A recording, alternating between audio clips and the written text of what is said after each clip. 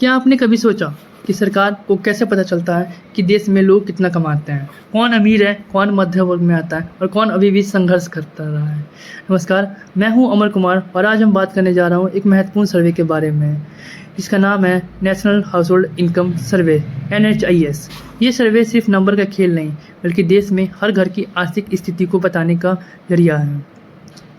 NHIS यानी कि national household income सर्वे भारत सरकार द्वारा किए जाने वाला एक नेशनल वाइड सर्वे जिसका देश में अलग अलग हाउसहोल्ड इनकम यानी कि आय की जानकारी इकट्ठा करना। इस सर्वे के माध्यम से ये समझाया जाता है कि लोग किस तरह से कमाई करते हैं, उनका इनकम का सोर्स क्या है और समाज में इनकम डिस्ट्रीब्यूशन कैसे होता है। यानी ये सर्वे हमें देश के आर्थिक तस्वीरों को दिखाता है। NHIS के कुछ प्रमुख ऑब्जेक्टिव्स भी हैं। पहला, देश में इनकम इक्वलिटी को समझाना, मतलब अमीर और गरीब के बीच में कितना अंतर है। दूसरा, सरकार को बेहतर पॉलिसीज़ बनाने में मदद करना, जैसे गरीब कम कमाने के लिए स्कीम तैयार करना।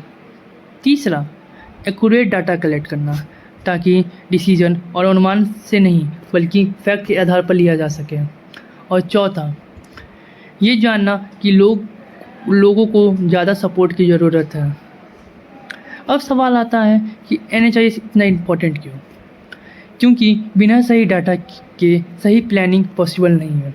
अगर सरकार ये नहीं पता होगी कि कौन लोग आर्थिक रूप से कमज़ोर हैं तो सही पॉलिसीज़ कैसे बनाएंगी।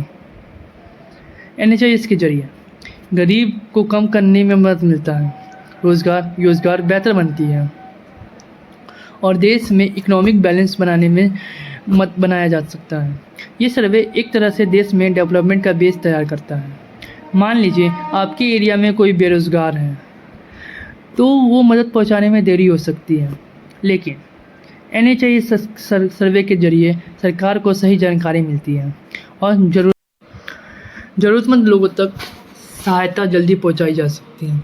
यानी कि सर्वे इमीडिएटली हर नागरिक को ज़िंदगी बेहतर बनाने में योगदान देती है।